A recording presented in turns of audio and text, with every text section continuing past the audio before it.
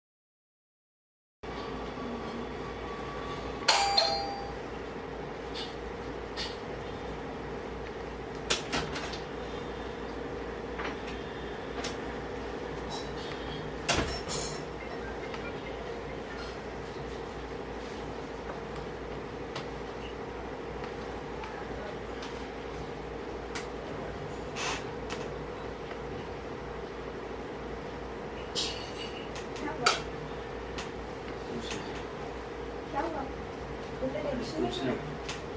बोलो ना। हार गया। कितना? 60,000। हाँ? वो टेंशन है। अब क्या करेंगे? तेरी माँ को बोलना पैसा लाने को। आप ऐसे कैसे बोल रहे हो? पहले भी कुछ दिया तेरी माँ ने? कुछ दिया क्या? अरे पर ऐसे कैसे, क्या चाहिए? अरे ऐसे दहेज में भी कुछ दिया? एक मिक्सर भी लाया क्या? दहेज ये सब तो बात हुई नहीं थी। अरे हुई नहीं थी तो ये रिवाज है, पता नहीं चलता है क्या? आप ऐसे कैसे बोल सकते हैं? ऐसे कैसे क्या? ऐसे कैसे? कभी पैसा दिया है? इतने टाइम से तेरी माँ ने 1 रुपया भी तेरे को दिया है? मैं जब देखूं तो मुझे मारता रहता है, पीकर आते हैं, मैं क्या करूं? मैं आपसे बात नहीं करूंगी। क्या हुआ? कौन था? कौन था? बात क्या काम था? कुछ नहीं, ऐसे ही बात कर। क्या? ऐसे ही कुछ नहीं। हाँ? कुछ नहीं। पैसे का बोला? नहीं। तो कब बोलेगी? कब बोलेगी पैसे का तू? क्या पैसे का बोलूं? हाँ? कब बोलेगी पैसे का तू? क्या बोलूं पैसे का? पैसा चाहिए, जो दहेज में कुछ दिया था क्या? आप ही बोलो। क्या आप ही बोलो, मैं काय को बोलूं? किसकी माँ है वो?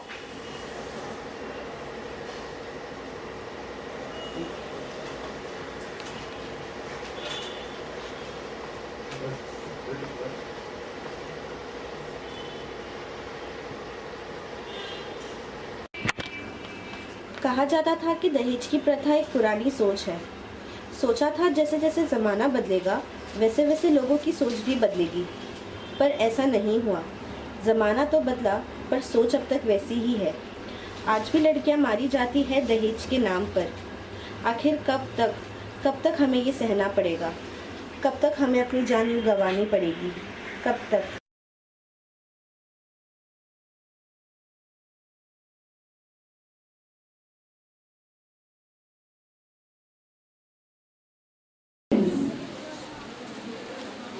Without doing much ado, let us begin the program by inviting the guests. First, it's my honor to invite our chairman, sir, Shri P. Akbar Khan, sir, to come to the dais. Please, sir.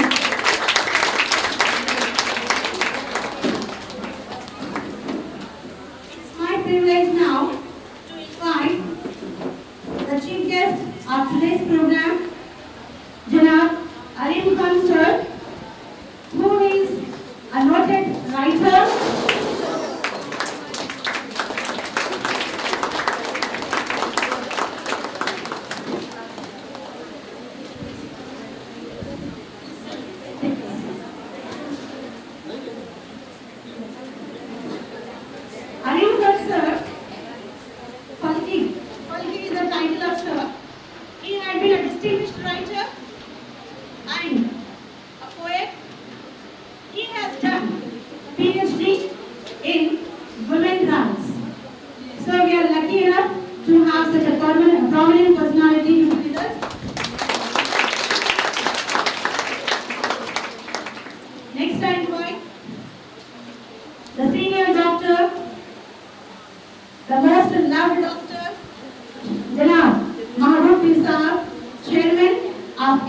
Hospital. Please, sir.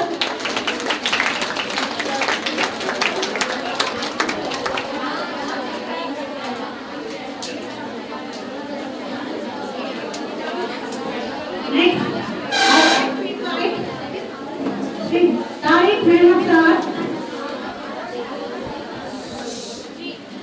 the director of Wasila TV. Thank you, sir.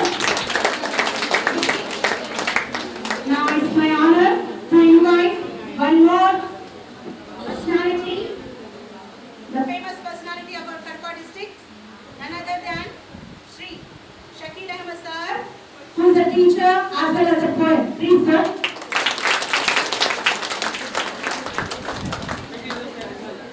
Thank you, sir. Now I request our correspondent sir to preside over the function. But dear beloved students, today is a very auspicious day because we gathered here to discuss a burning issue which is burning the lakhs of hearts of the people. Is a dowry system. The discussion is going on, the burning issue on dowry system. First of all, I would like to congratulate the managing director of Wasila TV, which is come forward to conduct his function in the college. And I most welcome Dr. Mahavir Sahab. You know about Dr. Mahavir Sahab. It is a great issue to tell you before you that in his family he is having 6 doctors. His sons are doctors and brothers are doctors. Son is a famous children specialist and has been rendering a great services to the needy people, poor people. He is not a man of commercial, he is a man of service. I have been observing services from the past for 30 years. What services he has been rendering to the society. My hearty congrats, sir. And I most welcome Dr. Alim Khan Falki. He is native of Hyderabad and settled at Saudi Arabia. I would like to congratulate him for his great services to the women community. He is a great orator and novelist, and there are so many issues related to women. It is a great enthusiasm. Today, he has come to our college to meet you. After completion of speech, if you have any doubts regarding the system, you may please, you are empowered to ask any questions to clarify your doubts. Due to lack of time, I already asked Dr. Alim Khan Falki Sahib. I have allotted 1 hour time to discuss the burning issue on dowry system. So after completion of his speech, so you are empowered to ask some doubts. First of all, I am handing my mic Dr. Mahavir Sahib to give a simple speech and blessings to my beloved students. I thank Mr. Akbar Khan for having given a good account of me and my family. Really, I thank you, sir. And coming to the subject, the dowry system in all the communities of the country is a burning problem.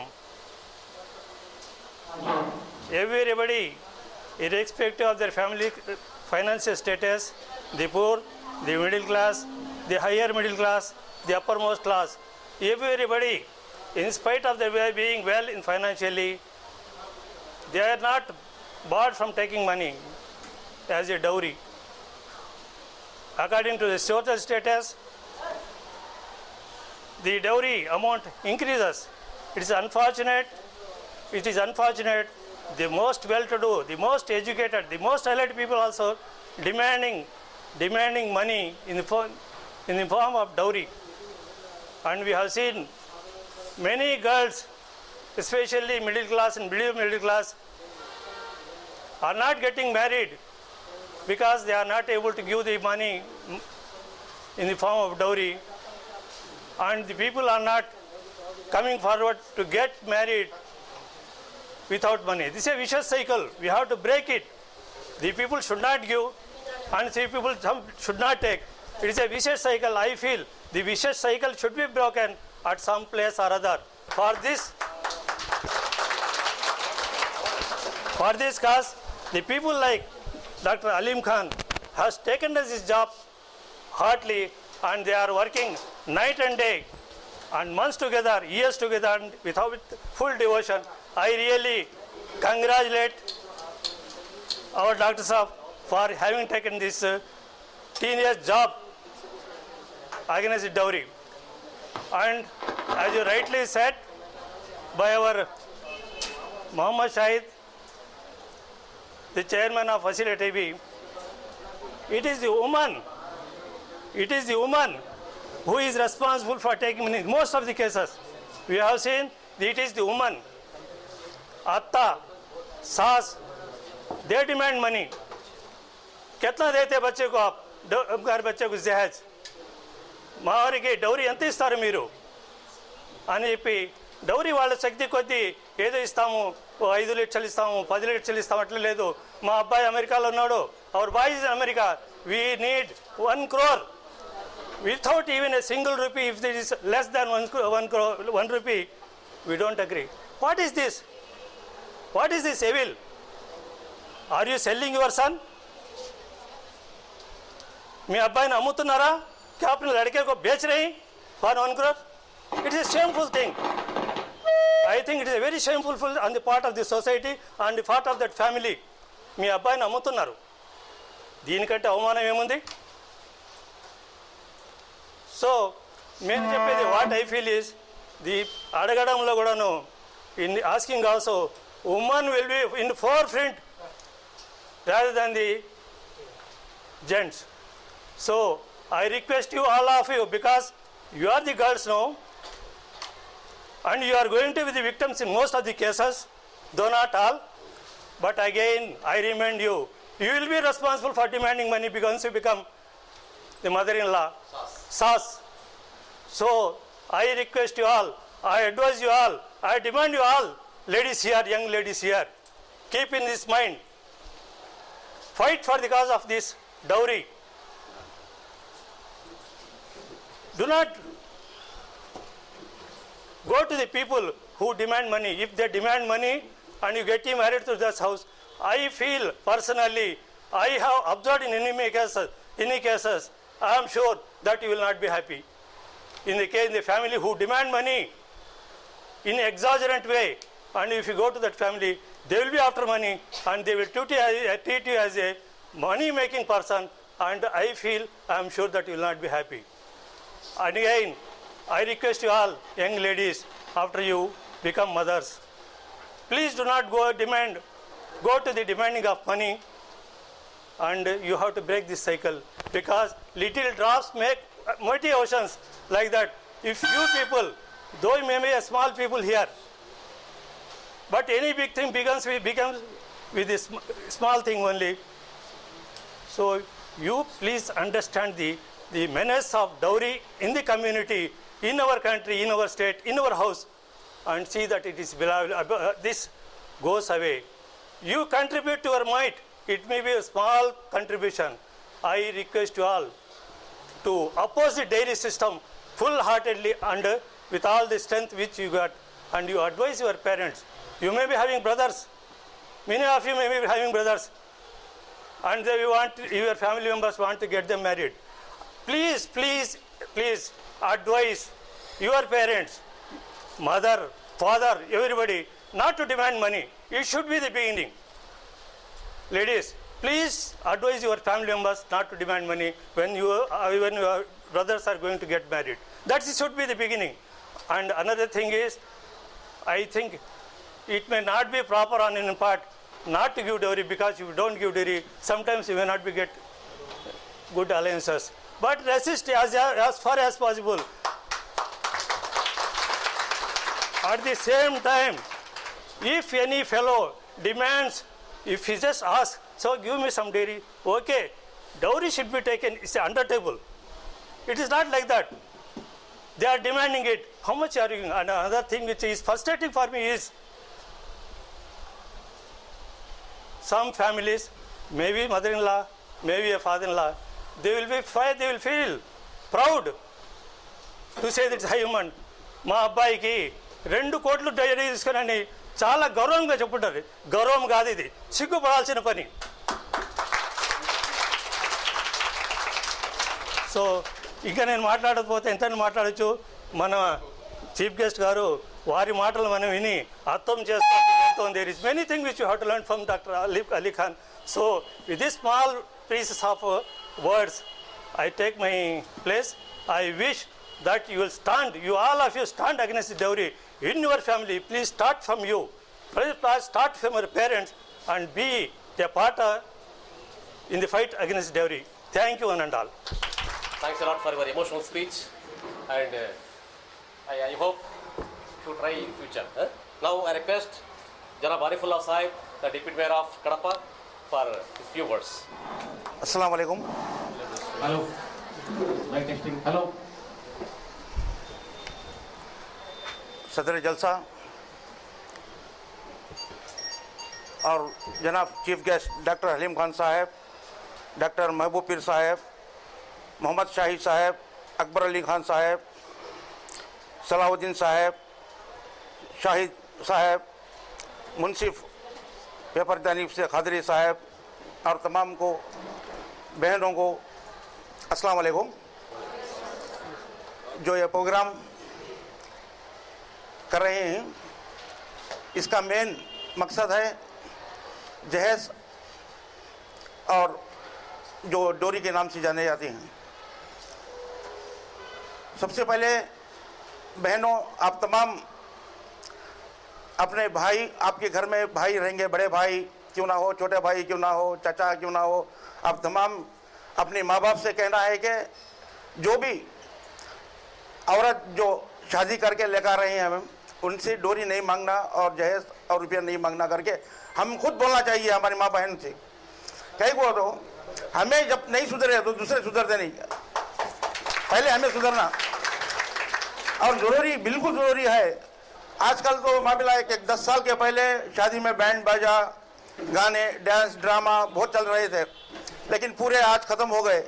लेकिन आज कोई भी अगर चाहे band के साथ नोचो निकलता है तो उससे शर्मिंदगी महसूस होती है और बहुत शर्मिंदगी होती है उसे, नहीं बाबा मैं डांस के साथ नहीं जाता, मैं बैंड बाजा के नहीं साथ जाता। ऐसा ही कल्चर जोड़े में और जहेज के अंदर भी आया तो माँ जितने भी बहन वहीं हमारे उनके आसानी के साथ होती। रिसेंटली मेरी बेटी की शादी 26 जनवरी को हुई, अल्हम्दुलिल्लाह मैं भी जोड़े को पैसा नहीं लिया। ये मैं झूठ बोला तो सोची सही बात है, मैं झूठ बोलने की जरूरत नहीं, और दहेज भी नहीं लिया और गाड़ी में दहेज भी नहीं, जोड़ी में नहीं करके बोल के उन गाड़ी को एक पैसे देना चाहते थे। तो मेरे बेटे को पूछा, मैं बेटे कौन सी गाड़ी होना तेरे को, मुझे बुलेट होना बाबा, लेकिन तुम्हारे पैसे से हो रहा, तुम्हारे पैसे से होना मेरे को बोला नहीं बेटा, उनको भी हमें छोटा करना है, उनकी भी एक ख्वाहिश है, उन्होंने देना चाहते ही हमें लेना। कई हुआ तो हमें उनको कम नजर दिखा सका हुआ था, करके बोले 1,30,000 रुपये और गाड़ी को पैसे दिए। और दूसरी बात, 1 रुपये का जहेज भी लिया नहीं हूँ मैं, या सही मानो या झूठ मानो, झूठ बोलने की तो मुझे जरूरत ही नहीं है। कई बात तो ये प्रोग्राम मेरे वास्ते यही बनाया गया नहीं, ऐसा हमारे अब मेरी बीवी और बच्चे ही अब दूसरे ख्याल आते ऐसे ही कि हम पैसे वालों के घर में कर दिए तो वो बिगड़ पूछे के आया था, लेकिन वैसा भी गिरा नहीं मैं।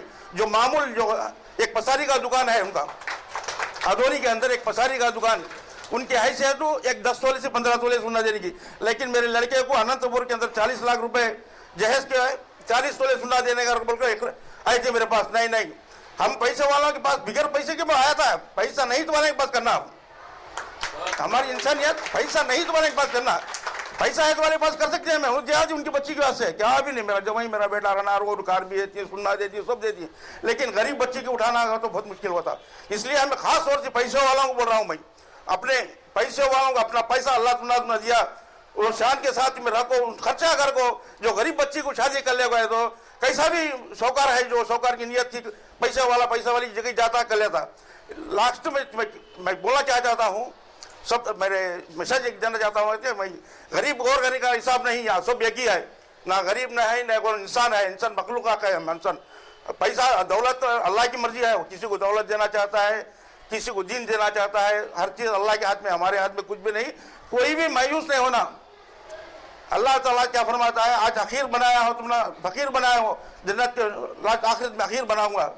लेकिन एक छोटा इंसान ही बड़े इंसान को जन्नत को ले जा सकता है। ये सोच लेकर हमारे बड़े में भी कड़पे के शहर के क्यों ना हो, आंध्र प्रदेश के क्यों ना हो, दुनिया के क्यों ना हो, इसके ऊपर अमल करें तो बहुत अच्छा होगा। मैं अपनी जगह लेता हूँ। మగవాడిగా పుట్టిన తర్వాత భార్యను తర్వాత పొసక్కితో సాకి కెపాసిటీ ఉంటేనే భార్య పెళ్లి చేసుకోవాలి. అంతేగాని అత్తగారి శ్రమ మీద ఆధారపడి అత్తగారి చట్టం మీద ఆధారపడి బ్రతికేవాడు వాడు మగవాడు కాదు. మన జీవితం. Now I request our philanthropist, front donor Sanjay Sevakadu, our not only a social worker, he is our director also.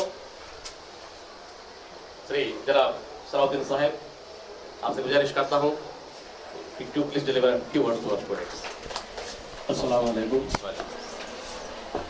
नमस्कार.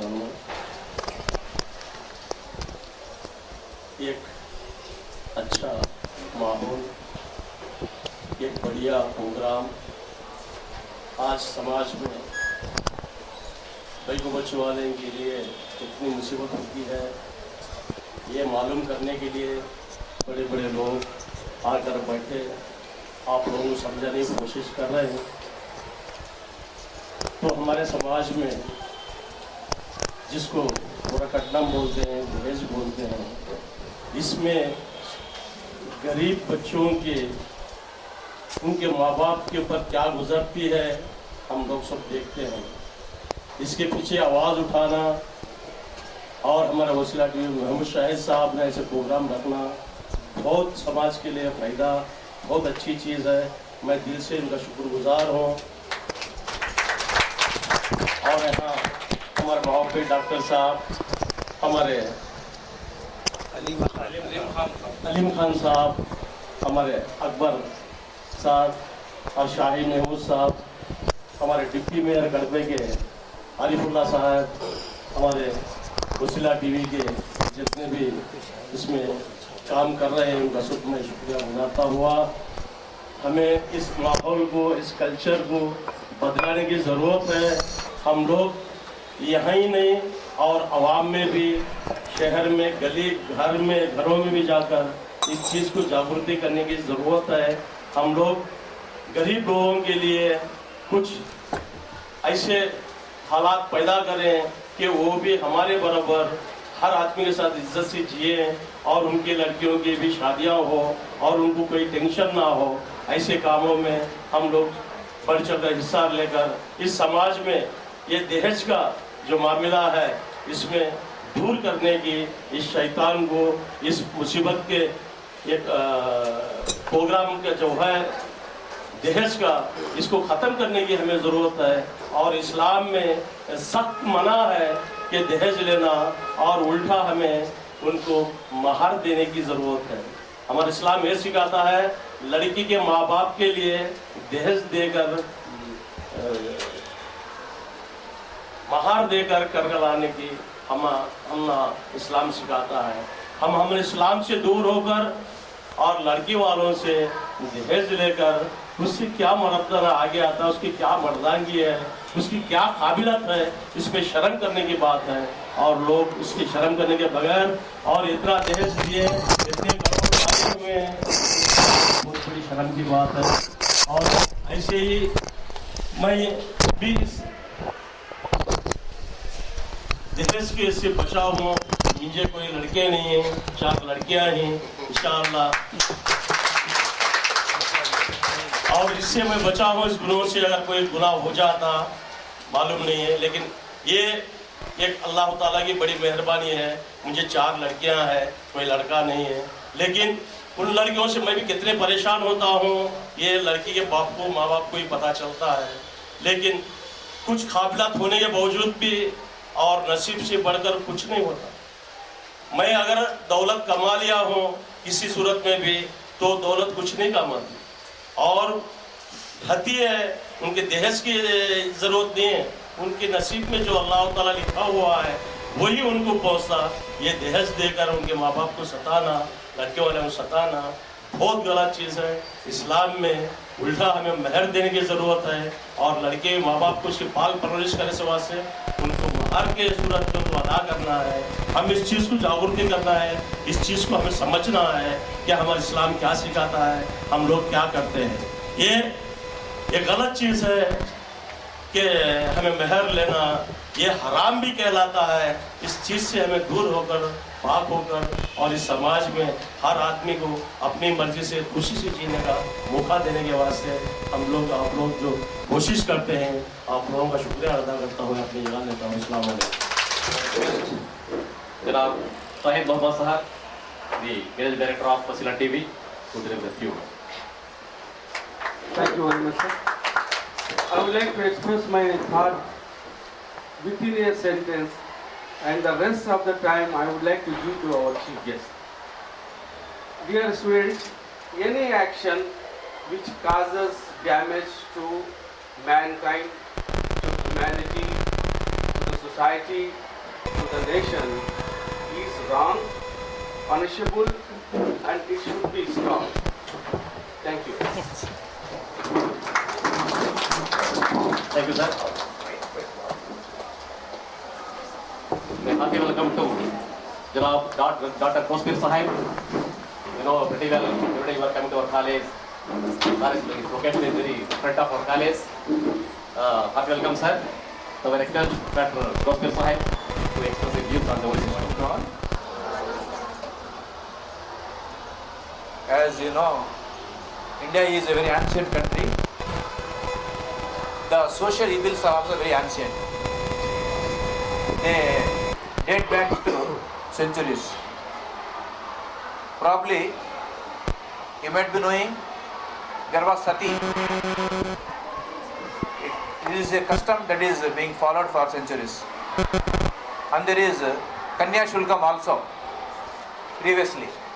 Do you know who is the person responsible to remove sati in this country? Who is the person? There was sati, the ritual sati.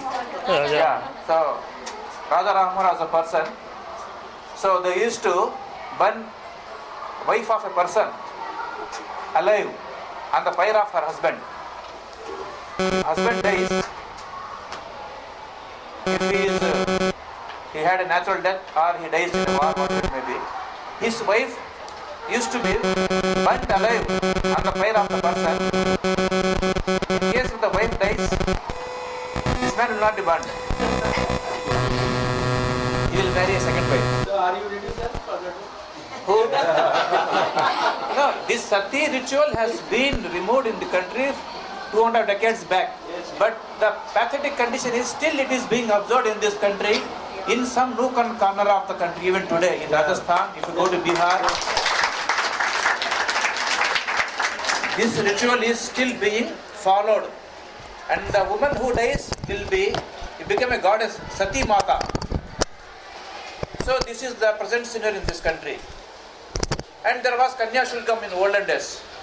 Kanya Shulkam means a person used to pay not meher, what is followed in Islam.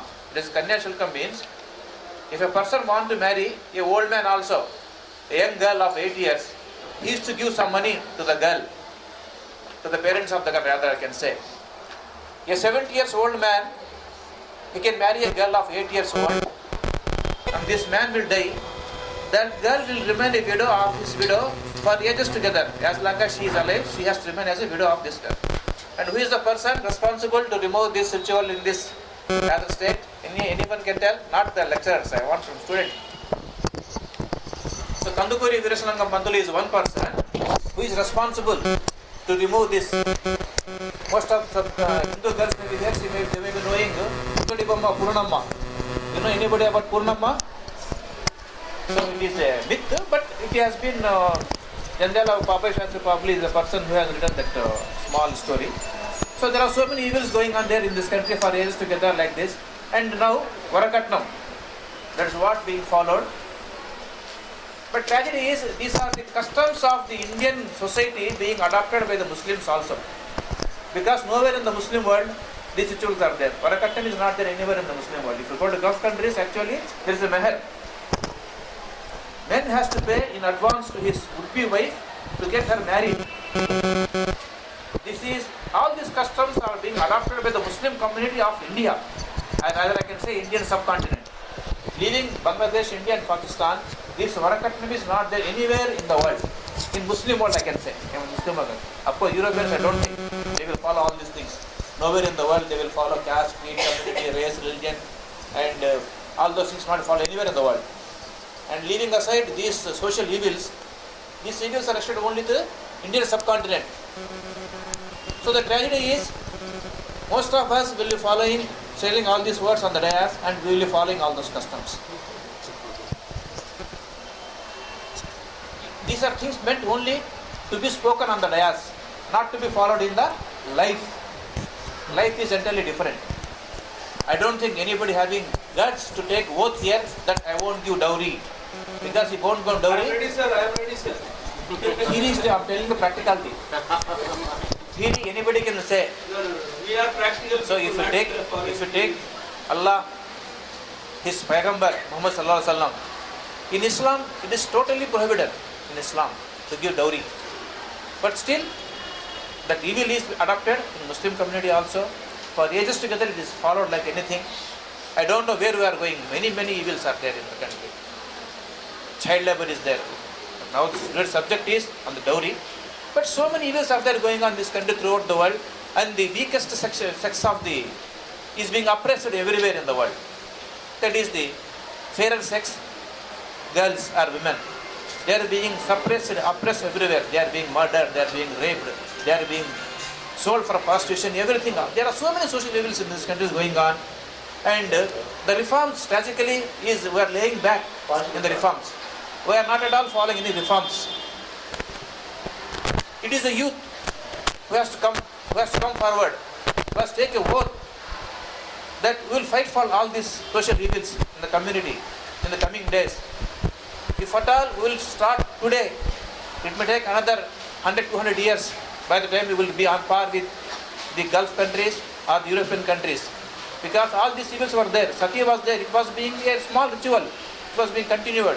Then they came, the Ganesh will come. All those things are not there. They are bygone days. Now they are in the history only to be studied. And the day will come. Inshallah. Let's hope for this. Inshallah. But how, if a girl will become a self-sufficient girl, then only she can demand, she can refuse. You have to study. You have to stand on your own feet. Standing on own feet, not that you are all don't have feet, but you must be economically well versed. Economically, you have to get more money so that you can feed yourself. You need not depend on your husbands, on your parents. Study hard. Study hard. Studying simply, coming to college, just playing, going back will be useless. You study hard, try to get knowledge. If you get knowledge, true knowledge is always useful. True knowledge. If you study till 10th class vigorously, that is sufficient. You can face any examination that is useful for your life. So please do study. Try to be self-sufficient. Try to get economical support. Inshallah, God will also encourage such people who will help themselves. So you have to help yourself. You try to get good knowledge. Try to get a good job. Then you can fight. If you are having economical support, you can fight with anybody. Because money power always comes. If you are dependent on somebody, you cannot fight. So my advice to you all girls, please study, try to get economical support, then you can think of fighting for the social living. Thank you now for patient hearing. Thanks a lot for your marvelous speech. Now I request Dr. Alim Khan Falke Sahib, who has been dedicated his life for salvation of social events like stories, etc. Now I am requesting, wholeheartedly requesting the Janab Aleem Khan फल्की। अस्सलाम वालेकुम। मैं बेइंतहा मशकूर हूँ अकबर ख़ान साहब का, महमूद शाहिद साहब का, जिन्होंने इतनी अच्छी, इतनी आइडियल ऑडियंस फ्राहम की है जो इस टॉपिक के लिए कि अगर डाउरी का कोई रिवोल्यूशन आ सकता है, कोई चेंज या रिफॉर्म आ सकता है तो एग्जैक्टली इस एज के लड़कियां ही ला सकती हैं इंशाअल्लाह। मैं मशकूर हूँ डॉक्टर महबूब साहब का, आरिफुल्लाह खान साहब का, सलाहुद्दीन साहब, डॉक्टर गौस पीर साहब, शकील साहब का। मैं जितना कुछ सोच के आया था ये बोलूँगा। माशाल्लाह कड़पा में वो इंटेलेक्चुअल क्रीम को मैं आज देख रहा हूँ कि मेरे हिस्से का जो कहना था सब कह चुके हैं आप लोग। अलबत्ता जिस बात की मुझे बहुत खुशी है, एक ये कि अकबर ख़ान साहब ने बताया कि सिर्फ 30 लड़कियों से कॉलेज शुरू हुआ और 700 लड़कियां हैं। और माशाल्लाह आप लोगों के ड्रेसिंग से, अभायों बुरखों से और जो प्रेजेंटेशन है इससे जो खुशी हुई देखे, डिसिप्लिन है।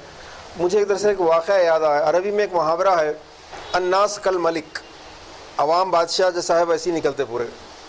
और हज्जाज बिन यूसुफ के दौर का वाक़या है। एक बार वो जंगल में कहीं जा रहा था, रास्ते में कहीं कोई बाग मिला, बहुत प्यासा हो रहा था। उसने जाके माली से कहा कि यार कोई ठंडा शरबत वगैरह पिलाओ। वो जानता नहीं था, वो तो बिल्कुल इलिटरेट आदमी था माली, वो पहचानता नहीं था ये कौन है। हज्जाज बिन यूसुफ अपने वक्त का सबसे बड़ा फरमा रवा। तो उसने एक अनार तोड़ा, प्याला लिया, प्याले में अनार का जूस बनाया। एक ही अनार में पूरा ग्लास भर गया और वो बड़ा महसूस हुआ, बड़ा अच्छा लगा उसको। उसने कहा कि मुझे एक गिलास और दो। मगर पीते हुए उसको ये ख्याल आया कि मेरी हुकूमत में लोग इतने खुश हैं, मुझे कुछ तो टैक्स लगाना चाहिए, ये फ्री में फ़ायदा उठा रहे पूरे। तो जब उसने दूसरी बार शरबत मांगा तो उसने कहा ठीक है। उसने एक अनार निकाला, आधा गिलास हुआ, फिर एक अनार, फिर 3 अनार लगे, तब जाके गिलास भरा। हज्जाज ने पूछा कि पहली मर्तबा एक ही अनार में तुमने गिलास भर दिया, वो टेस्ट भी नहीं था, और दूसरी मर्तबा तुमको 3 अनार लेने पड़े। तो वो आदमी पढ़ा लिखा नहीं था, उसने ऐसे कहा कि शायद हमारे बादशाह की नीयत बदल गई होगी। तो अब यह है कि मैं अकबर खान साहब को बादशाह कहूँ ये नहीं कह रहा हूँ मैं, लेकिन बादशाह साबित होते हैं एक और वाक़े से जिसको मैंने सुनाया कि शाहजहाँ को जब औरंगज़ेब ने क़ैद किया तो क़ैद खाने में अब्बा जान की खैरियत लेने के लिए गया। जाके पूछा, अब्बा जान आपको यहाँ कोई तकलीफ़ तो नहीं है, बताइए कोई खिदमत कर सकता हूँ आपकी। तो शाहजहाँ ने कहा कि मुझे कुछ लड़कों को भेज दिया करो, मैं उन्हें पढ़ाना चाहता हूँ। तो औरंगज़ेब के अल्फाज हैं कि बादशाह चली गई लेकिन बादशाहत का जहन नहीं गया अभी तक। ये जो टीचर्स हैं आपके, ये आधी सल्तनत, आधे बादशाह हैं। ये मोदी हो या नवाज शरीफ हो या ओबामा हो या डोनाल्ड ट्रंप हो, वो इनकलाब नहीं ला सकते जितना इनकलाब ये लोग ला सकते हैं। लेकिन इस दौर की सबसे बड़ी ट्रेजेडी ये है कि इस दौर में अकबर खान साहब और उनकी टीम जैसे बहुत कम लोग हैं। ये ट्रेजेडी है कि ये लोग ग्रेजुएट बन जाते हैं, इंजीनियर बनते हैं, डॉक्टर बन जाते हैं, लेकिन ये जो डौरी देख रहे हैं आप, एक ऑटो वाला इसी डौरी से परेशान है। एक डॉक्टर सारी उम्र मेहनत करके पहले अपनी कीमत वसूल करता है, फिर अपनी बेटियों की कीमत देता चला जाता है। डॉक्टर महबूब साहब ने बहुत सही लफ्ज़ इस्तेमाल किया, इट्स ए विशियस साइकिल। एक ऐसा विशियस साइकिल है जो उस सर्कल से बाहर नहीं आता आदमी। उसी सर्कस में ऐसा लगता है कि पूरी ज़िंदगी एक ही मकसद है, बच्चे पैदा, शादी करो, बच्चे पैदा करो, बड़े करो, शादी करो, बच्चे पैदा करो, शादी करो। एक साइकिल है। इससे ज़रा बाहर आएंगे आप तो आप मुल्क की इंटीग्रिटी के लिए काम करेंगे, आप ज़बान के लिए, कल्चर के लिए, सिविलाइजेशन के लिए काम करेंगे। इस साइकिल से बाहर आने की ज़रूरत है। तो बात मेरे पीएचडी के बारे में हुई थी विमेन राइट्स पर। यह औरतों की जंग है, मैं लड़ रहा हूँ खामोखा के। मुझे याद है एक ऐसे ही लेक्चर से बाहर निकले तो एक लड़की, बहुत जिंदा दिल लड़की थी, तो उसने कहा अंकल आपका लेक्चर बहुत अच्छा था, तो मैंने यही कहा कि आपकी जंग है, मुझे लड़ना पड़ रहा है। तो लड़की भी बड़ी शौक थी, उसने कहा आपको ही शौक है, 5-6 लाख हमारे को अब्बा से मिलते वो रोक दे रहे आप। तो मैंने उसे समझाया कि अगर तुम्हारी 2-3 बेटियां हो जाएं शादी के बाद, और अगर शौहर आज के 90% शौहरों की तरह निकले नाकारा, 1 करोड़ देना पड़ेगा। कहाँ से लाओगी 1 करोड़?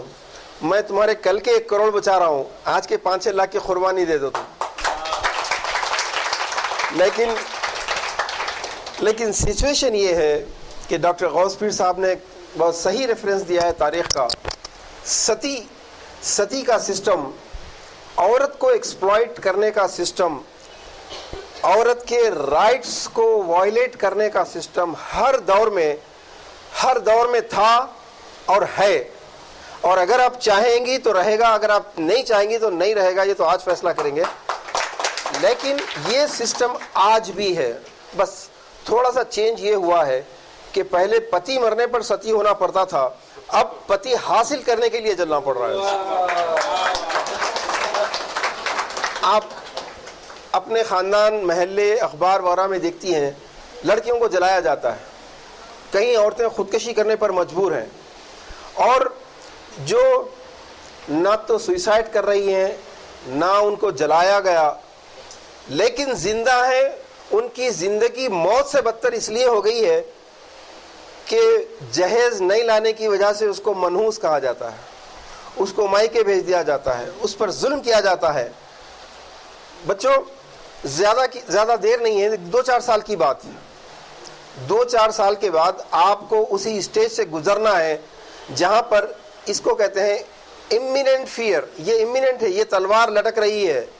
मैं आज जद पे अगर हूँ तो खुश गुमान ना हो, चराग सबके बुझेंगे, हवा किसी की नहीं।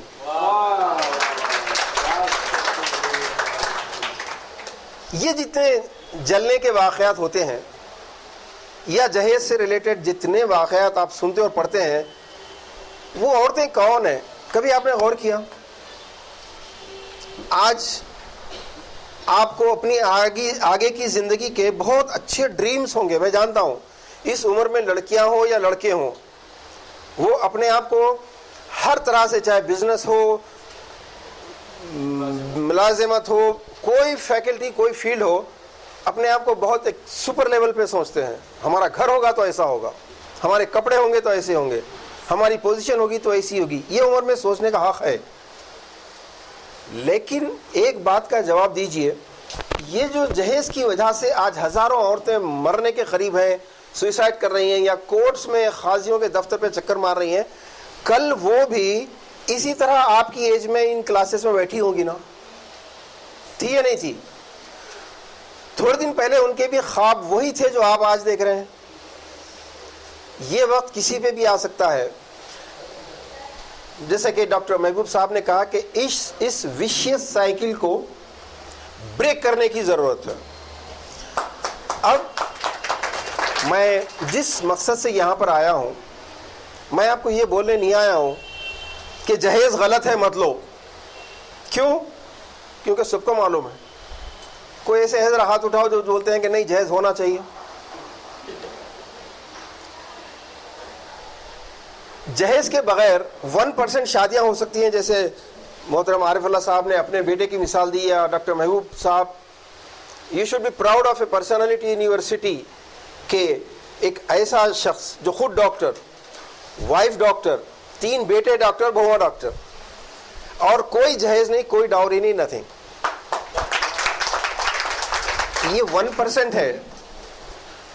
100 में से -1 कितने हुए?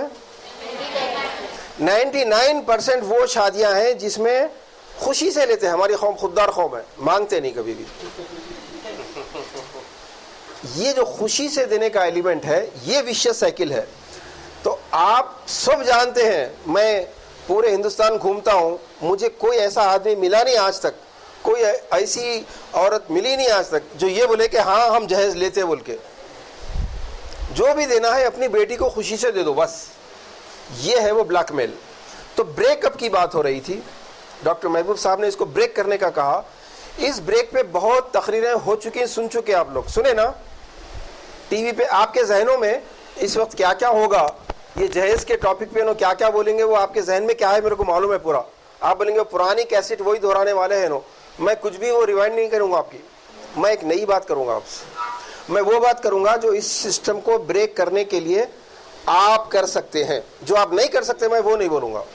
इस वक्त 99% डॉक्टर साहब, इस वक्त 99% खुतबे, तकरीरें, पेपर्स, बुक्स, ये जितने लिखाए जाते हैं चीज़ें, सब एक ही वर्ड के अतराफ लिखे जाते हैं, चाहिए, शुड।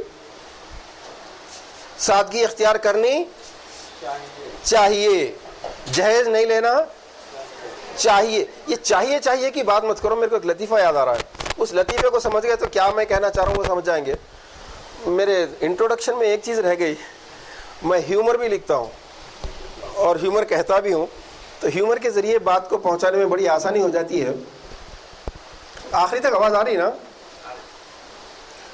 उमर शरीफ का नाम आपने सुना होगा, बहुत मशहूर मज़ाहिया कॉमेडी राइटर है, मैं उसको बड़ा जीनियस समझता हूँ। उसके एक ड्रामे में उसकी बेटी को एक रिश्ता आता है, वो लड़के से पूछता है कि तू मेरी बेटी के लिए क्या करेगा, तो वो कहता है कि मैं उसके लिए आसमान से तारे तोड़ लाऊंगा, मैं उसके लिए पहाड़ में से रास्ता निकाल दूंगा। उसको एक मार के बोलता, जो कर सकता वो बोल। मेरी बेटी को हफ्ते में एक बार बाहर ले जाके खाना खिला सकता, ये बोल। मेरी बेटी को एक जोड़ा दिला सकता, ये बोल। आसमान से तारे तोड़ लाऊंगा, ये क्या है?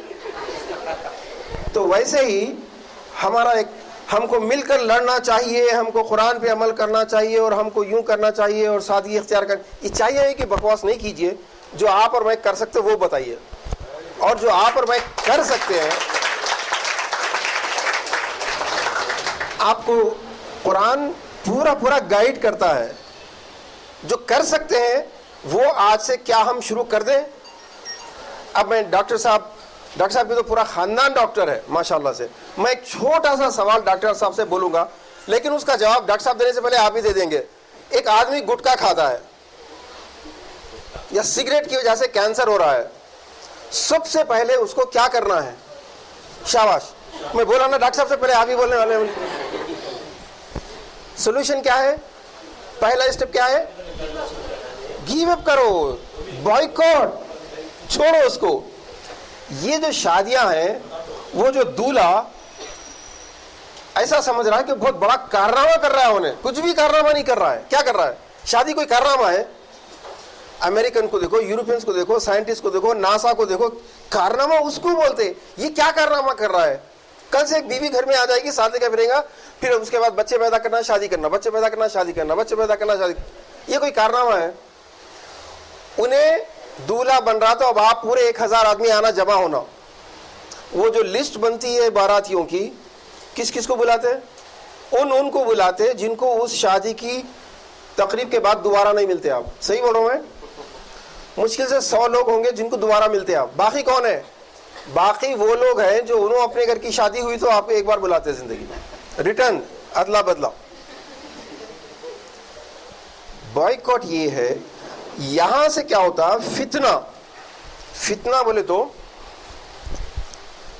ये एक लंबा टॉपिक है, अगर आप लोगों में इंटरेस्ट है तो मैं बताऊंगा। जहेज जिन बुनियादों पर हराम करार दिया गया, क्योंकि हराम का वर्ड एक बहुत बड़ा वर्ड है, ये सिवाय कुरान के या हदीस के और कोई शख्स अपनी तरफ से हराम किसी चीज को ना हराम बोल सकता ना हलाल। तो ये जो जहेज हराम है उसकी जुमला 8-9 बुनियादें हैं, उसमें से एक है फितना।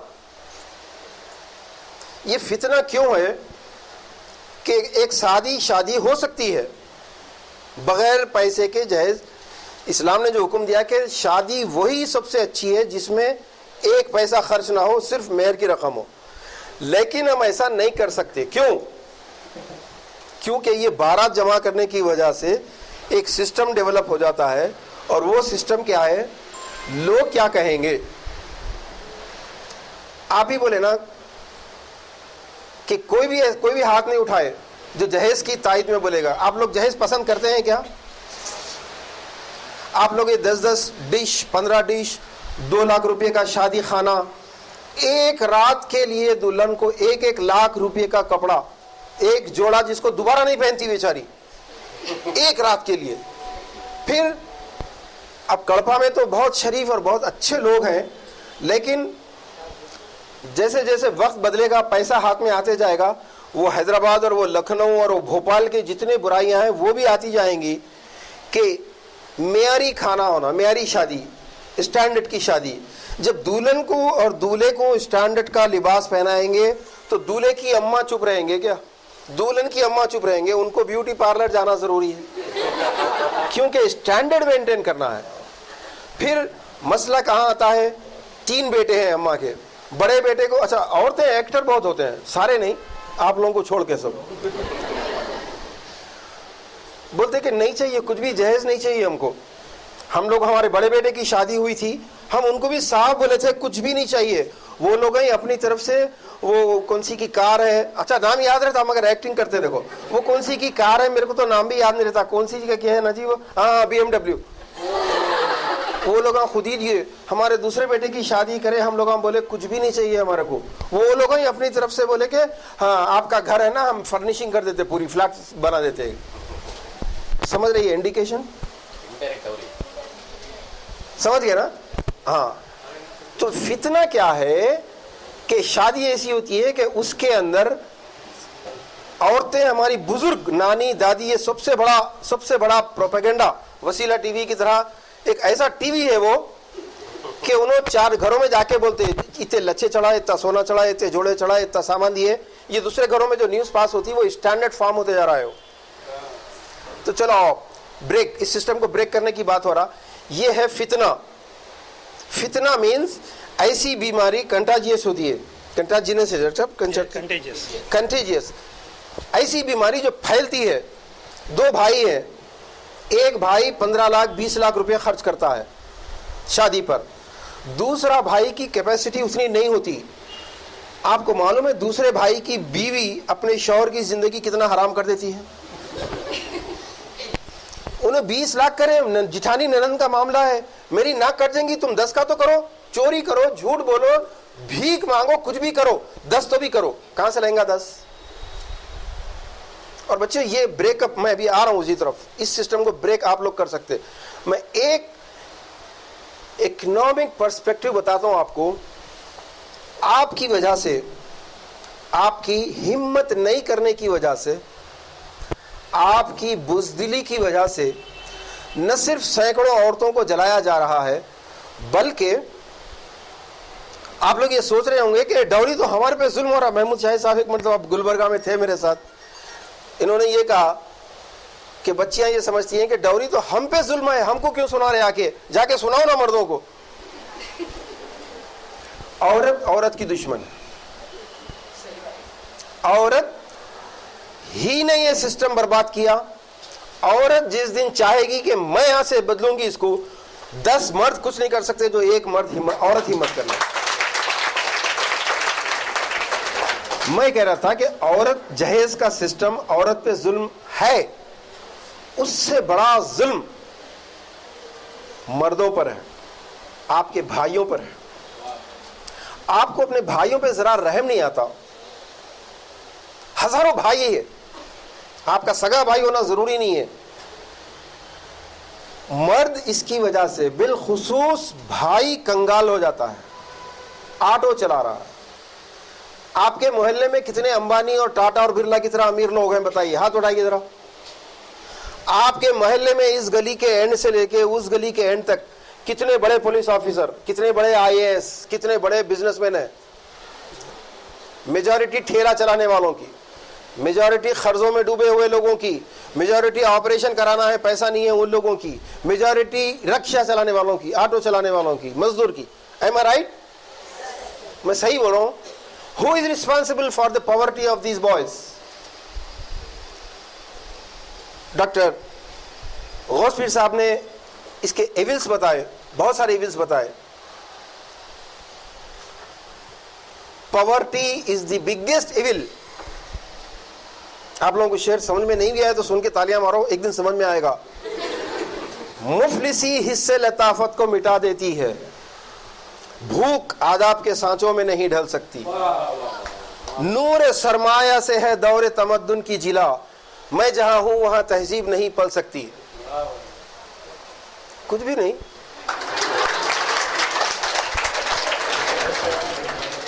पॉवर्टी वर्स्ट एविल है दुनिया की, और पॉवर्टी की रूट डाउरी है। क्यों? एक बाप है, बेटा इंजीनियरिंग कर लिया, वो उसके जहन में बिजनेस प्लान है, वो शानदार बिजनेस कर सकता है, और एक बिजनेसमैन 2, 4, 8, 50 आदमियों की रोजगार पैदा करता है, तनख्वाह देता है।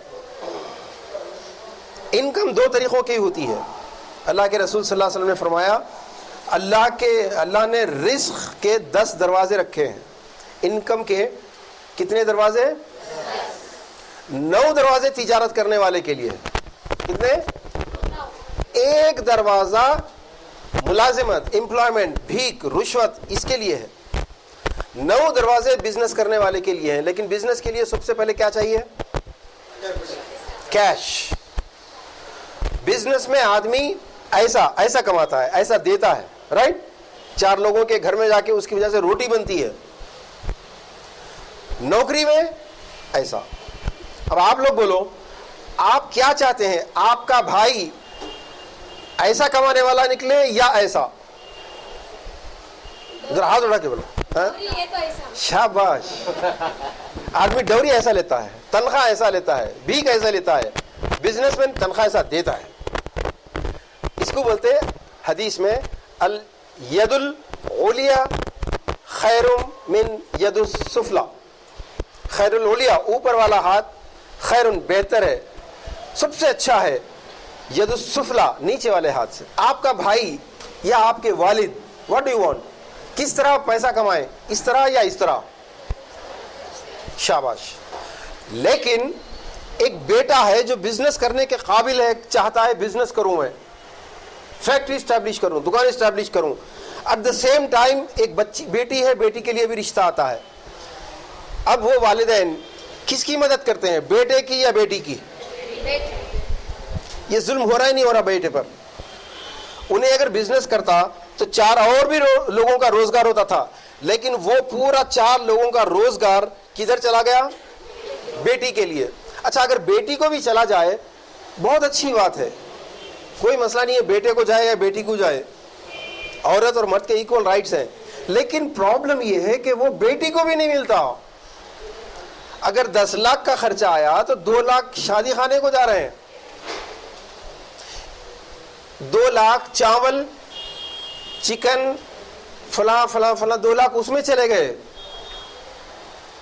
1 लाख वो कपड़े की दुकान वाले को गए, जो जहां से कपड़ा सिर्फ 1 रात पहनेंगे आप, दुल्हन का जोड़ा, सिर्फ 1 रात। बच्ची को क्या मिला? कुछ भी नहीं मिलता। बच्ची को सोना मिलता। बच्चियां समझते ये मेरी प्रॉपर्टी है। नहीं नहीं नहीं, आपको बेवकूफ बनाया जा रहा है। जो लोग समझते हैं कि ये गोल्ड और डायमंड आपकी सिक्योरिटी है या आपका एसेट है, they are making you fool. आप अपनी सास या ननन या शौहर की इजाजत के बगैर एक, इसको क्या बोलते हैं, एक नथनी बेच के बताओ क्या होता घर में? नहीं, ये पूरा सिस्टम, आप जो गोल्ड लाए ना, वो खाली किसी दावत में पहनकर जाके आके उतारने के लिए वॉच करते रहता, आप बेच नहीं सकते उसको। मैं सही बोल रहा हूं? तो बच्ची को क्या मिला? अगर इससे बेहतर भाई को मिलता तो? अब सवाल ये है, भाई क्या करेगा? आपकी पूरी गली में जितने भाई हैं देखते जाओ, 2 कमरे का घर, 2-3 बच्चे, स्कूल की फीस नहीं है, किसी दिन डॉक्टर को पैसे देने के लिए दवा नहीं है, हैंड टू माउथ खाना है। क्या आप लोगों को ऐसी जिंदगी पसंद है? हाथ उठाओ, कितनों को ऐसी जिंदगी पसंद है? नहीं पसंद है। आप अगर आपको इस जिंदगी से बाहर निकलना है तो जैसा गुटखा और सिगरेट के लिए बोले आप, सबसे पहले क्या करना है? ऐसी शादी में जाना बंद करना सॉल्यूशन नंबर 1 है। ये शादियां नहीं रुकेंगी, हम नहीं रोक सकते। दुनिया में इस वक्त शराब पीने वालों की तादाद बढ़ती जा रही है। सब शराब पी रहे हैं, आप क्यों नहीं पीते? अरे तो पी रहे हैं, दुनिया सब पी रहे। मगर आप नहीं पी रहे, अपना ईमान बचाना चाहते हैं आप, राइट। सुअर का गोश्त पूरा अमेरिका, यूरोप पूरा खाता। जितने डेवलप्ड कंट्री है उनके सूट हम पहन रहे हैं, राइट। आप बोलेंगे ना भाई मौला साहब आप भी तो कर रहे हैं ना, बोल के उनके हर सिस्टम को हम फॉलो कर रहे हैं, फिर सुअर का गोश्त क्यों नहीं खाते? शाबाश। ये हमारा, जहां हमारे ईमान का मामला आ गया, हम ये नहीं देखते कि वो कितने डेवलप्ड कंट्री है, हम ये नहीं देखते कि सब शराब पी रहे नहीं पी रहे। मुझे मेरा ईमान बचाना है, मेरा ज़मीर क्या कहता है वो देखते हैं। ये जो शादियां आज की हैं, इसके अंदर आपका दाखिल होना जायज नहीं है। ये है पॉइंट जो मैं नया कहना चाहता था। इसको कहते हैं फितना। जो लोग इसमें चाहे 10 मिनट के लिए क्यों ना जाते हों, वो लोग ऐसी शादियों को इंकरेज करके खुद अपने लिए मुसीबत मोल ले रहे हैं। आप ये भूल जाइए। बच्चों आप लोग बोर तो नहीं हो रहे? जारी रखो, क्योंकि मेरी आदत है जब तक कि आप लोगों के सर हिलते रहेंगे मैं कंटिन्यू करते रहूंगा। जहां से जरा नींद के होते आए या कुछ बातें करने लगे मैं बंद कर दूंगा। अगर आप लोग चाह रहे कि मैं रोक दूं तो जरा आपस में बातें करना शुरू कर दो। स्टार्ट। एक ही मैसेज लेकर आए हैं हम, क्योंकि हमको आज तक जुमे के खुतबे हों, वो कोई पंडित हो, वो कोई आलिम दीन हो, वो कोई उलमा हो, ये तो बोले कि जहेज गलत है, ये तो बोले कि सादगी होनी चाहिए, ये तो बोले कि इसकी वजह से ये प्रॉब्लम हो रही सोसाइटी में। ये कोई नहीं बोला कि हाउ टू स्टॉप इट। आपकी बिल्डिंग में अगर ग्राउंड फ्लोर के ऊपर कोई पटाखे का कारखाना खोलता है, क्या करेंगे उसको? आप रहेंगे उसी बिल्डिंग में? क्या करेंगे? उसको निकालेंगे वहां से। और अगर वो नहीं निकलता तो क्या करेंगे? आप निकल जाएंगे। अगर आपकी बिल्डिंग में कोई शराब खाना चलाता है या जुआ खाना, क्या बोलते हैं उसको तेलुगु में? पेकट। अगर आपकी बिल्डिंग में कोई पेकटा का सेंटर चलाता है, आप क्या करेंगे? चुप बैठ जाएंगे, जो करता कर लें दो। क्योंकि हम लोग खुशी से देने लेने के नाम पे जायज कर ली एक चीज, खुशी से दे रहे। सबसे बड़ा हराम, सबसे बड़ा नाजायज ये खुशी से है। अगर उन्हें बाई फोर्स भी लिया तो अच्छा है कि कम से कम जितना डिमांड करा उतना दे दिए तो खुश तो रहेगा उन्हें। एक पुलिस वाला है, अब आप लोग तो सारे गर्ल्स हैं, आप लोगों को तजुर्बा नहीं होगा। पुलिस वाला बाइक पकड़ लेता रॉन्ग साइड बोल के, ओवर स्पीड बोल के। अब आप बोलते हैं भाई क्या करूं, निकालो कुछ तो भी निकालो, बोलता ना। आप पूछते कितना देना भाई, क्या दूं यार, खुशी से दो, जो भी है खुशी से दो। अगर आप 5 रुपये दीजिए उसको, लेता? क्यों? बोलता मेरी खुशी से, बोला तेरी नहीं। 100 रुपये निकाल। ये जो लड़के वाले होते हैं ना, मुझे एक लतीफ़ा याद आ गया। हामिद कमाल एक बहुत अच्छे आर्टिस्ट है, वो बोलते हैं कि हॉस्पिटल में एक आदमी का इंतकाल हो गया, उसकी डेड बॉडी उठा के लाना है, गाड़ी पे रखने का है। तो वो जो उठा के लाते मजदूर गाड़ी में रखने के लिए, मैयत को उठा के ला के गाड़ी में रखे, बेटा बेटी सब रो रहे वहां पर, बाप मर गया। अब उन्हें आके साले साहब, हाँ क्या भाई, अरे खुशी से साहब कुछ तो दो। अरे मैयत है वहां रखी हुई, और बोलता खुशी से दो साहब जो भी है। एक बच्ची को पालना, बड़ा करना, पढ़ाना लिखाना कितना बड़ा काम है, और फिर इस काबिल बनाना कि वो आपकी लाइफ पार्टनर बन रही है, और आप बोल रहे उसको भी दो और खुशी से कुछ पैसा भी दो। ये वो चीज़ है जायज़। हैदराबाद में एक रंगारेड्डी जगह है, हाँ, वहाँ पर जानवर बिकते हैं, गाय भैंस, खुलगे की कीमत डबल होती है गाय से। तो अगर किसी को खुलगा खरीदना है तो या तो उसको गाय पूरा नेट कैश देना है, या गाय के साथ या भैंस के साथ कुछ कैश भी देना पड़ता है अलग से। आज के सारे मर्द ये खुलगे हैं जिनको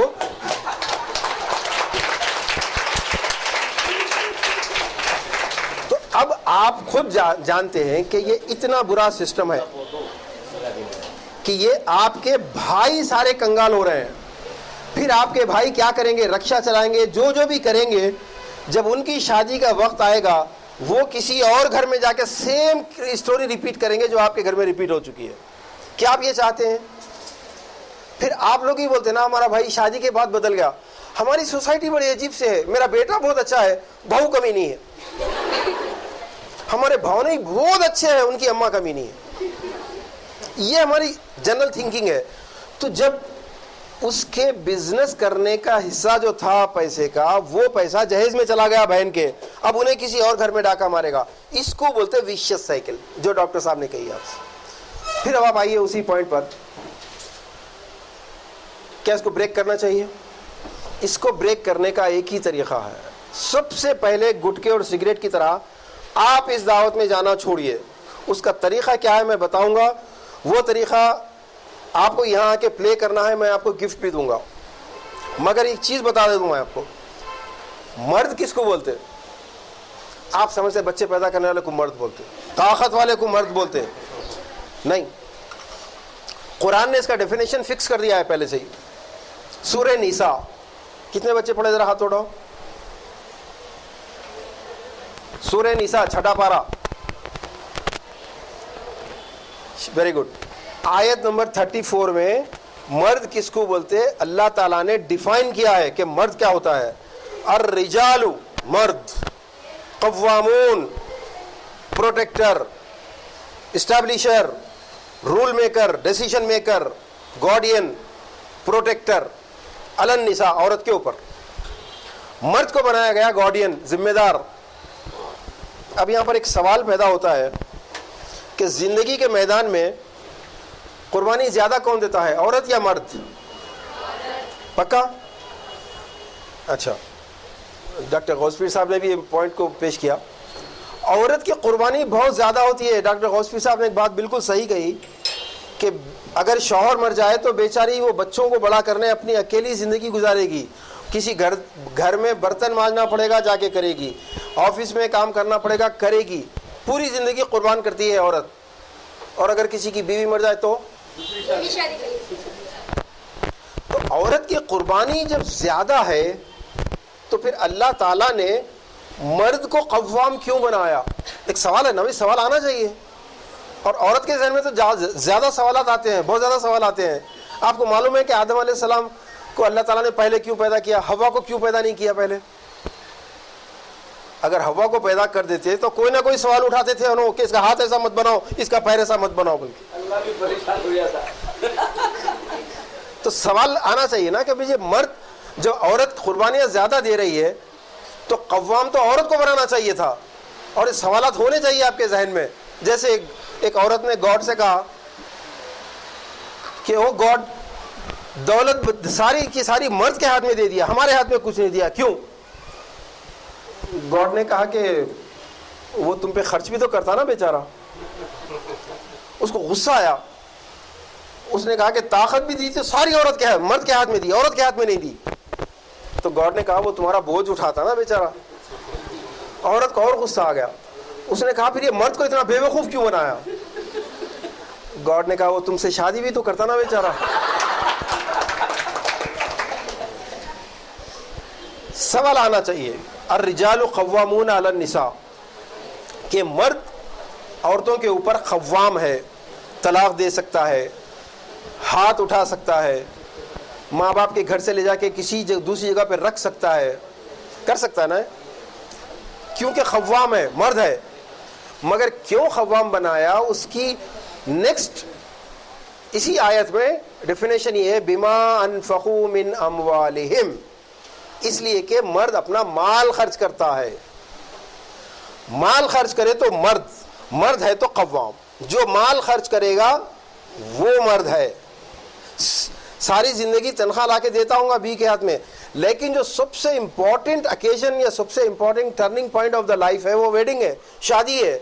और शादी से पहले वो औरत को ब्लैकमेल करता है कि तुम चाहे काले हो, गोरे हो, जो भी हो, मुझे पल्सर गाड़ी चाहिए, मुझे इतने लोगों का खाना चाहिए, मुझे ये लिए तो शादी करूंगा। शादी औरत से नहीं कर रहा है। वो किस चीज से कर रहा है? वो जहेज से कर रहा है, वो मेरी खाने से कर रहा है। आप लोग ये गलतफहमी निकाल दो कि आपकी शादी किसी मर्द से हो रही है। नहीं, आपकी नहीं हो रही है शादी, तो पल्सर गाड़ी से हो रही है, मारुति कार से हो रही है, घर से। आप कॉम्प्लीमेंट्री जा रहे हैं। सुपरमार्केट में 2000 रुपए की शॉपिंग करे तो 100 रुपए फ्री। वैसे ही वो शादी कर रहा है घर से, प्लॉट से, फ्लैट से, वीजा से, टिकट से, आप कॉम्प्लीमेंट्री में जा रही है। मैं मजाक नहीं कर रहा हूँ, आपकी ये खुददारी जागना चाहिए। क्या आप खैदी हैं? क्या आप माजूर हैं? आप क्या हैं? अपनी इज्जत आप जिंदगी में ज्यादा कुर्बानी देते हैं, हक आपका ज्यादा है, आपका डिमांड ज्यादा होना चाहिए, मगर डिमांड तो वो कर रहा है। तो आप फैसला कीजिए, शादी मर्द से करेंगे या मर्द कौन है? मैं बताता हूँ। जब कुरान ने कहा कि बिमा अनफक़ू मिन अम्वालिहिम, मर्द वो है जो माल खर्च करे तो मर्द है। समझ गए? ये उसूल की बात है या नहीं है? इंसाफ की बात है ना? अब ये बताइए, माल कौन खर्च कर रहा है शादी में, औरत या मर्द? पलंग कौन ला रही है? जोड़े की रकम कौन दे रही है? मेहमानों का खाना कौन दे रहा है? पल्सर गाड़ी, वीजा, फ्लैट प्लॉट कौन दे रही है? खवाम कौन होना चाहिए? मर्द कौन है असल में? औरत। तलाक का हक किसको मिलना चाहिए? मारने का हक किसको मिलना चाहिए? जहां चाहे ले जाने का हक किसको मिलना चाहिए? इस कुरान की आयत को उलट दिया है मर्दों ने। इस आयत को उलटने में बहनें भी जिम्मेदार हैं, माएँ जिम्मेदार हैं, सबसे ज्यादा फितना नानियां और दादियां जिम्मेदार हैं। हम सब ने मिल के इस सिस्टम को उल्टा है।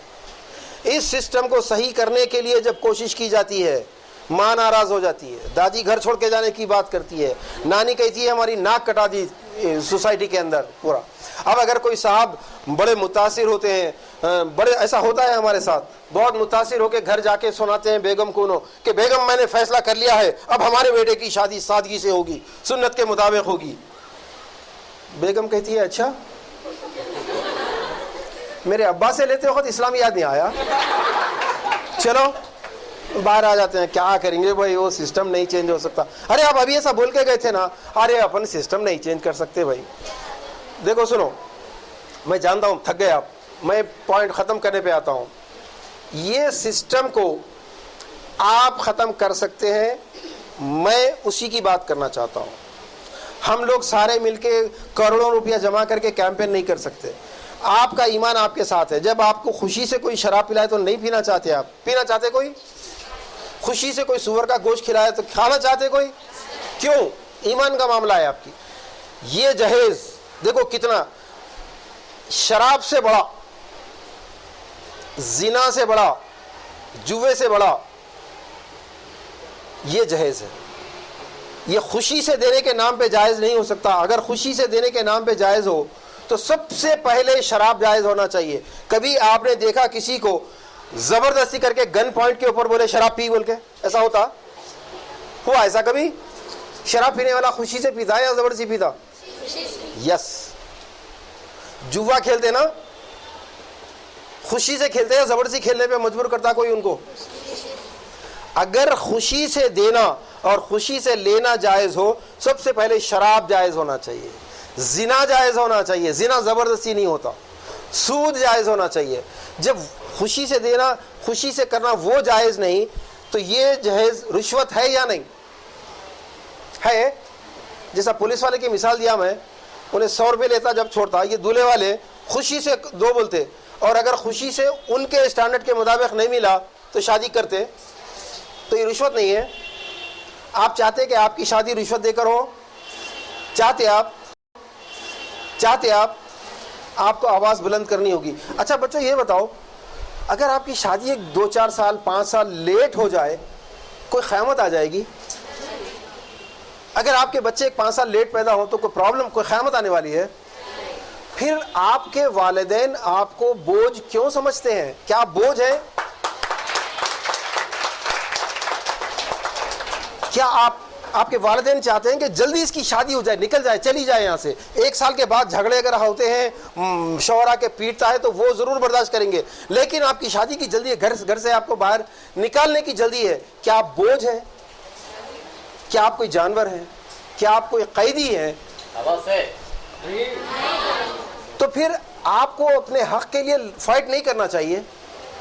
आप बोलिए, अगर मुझे जहेज के साथ शादी करना चाहते हैं आप लोग, मैं अपने भाई को पहले बिजनेसमैन देखूंगी, बाद में जहेज लूंगी। मैं अपने बाप को, अच्छा आपके वालिदैन का क्या हशर होता है मालूम, जिसके 2-3 बेटियां हो जाए, 60-65 साल की उम्र के बाद वो एक बेटी की शादी के वक्त घर बेचते हैं, दूसरी बेटी की शादी के वक्त घर के एसेट बेचते हैं, आखिरी उम्र में किराए के घरों में रहते हैं, एक्सरे की ज़रूरत होती है, ऑपरेशन की ज़रूरत होती है, पैनाडोल पे काम चलाते हैं। ये जुल्म होता है आपके साथ। तो आप इस सिस्टम को रोकने के लिए क्यों ये नहीं बोल सकते कि मैं चाहे उम्र भर गुजर जाए मैं शादी नहीं करूंगी ऐसे मर्द से? क्यों नहीं कर सकते? जिस दिन आप में ये हिम्मत पैदा हो जाएगी, उस दिन औरत खुदकशी नहीं करेगी, मर्द करेगा। औरत को नहीं जलाया जाएगा, मर्द जल के मरेगा। आप हिम्मत करो। आप जानवरों की तरह खामोश रहना चाहती हैं, उन्हें पी के आके मार खा रही हैं, उन्हें 1 लाख रुपया और ला के दो, बोल रहा आप सह रही हैं सब कुछ। आप अपनी जबान खोलो, हक आपका है। आपकी वजह से आपके भाई पीस रहे हैं, आपके वालिदैन पीस रहे हैं, समझ गए? अब आखिरी 5 मिनट घड़ी देख के, अब कैसे करना है इसको? अब ये देखो, यहाँ आके प्ले करना है।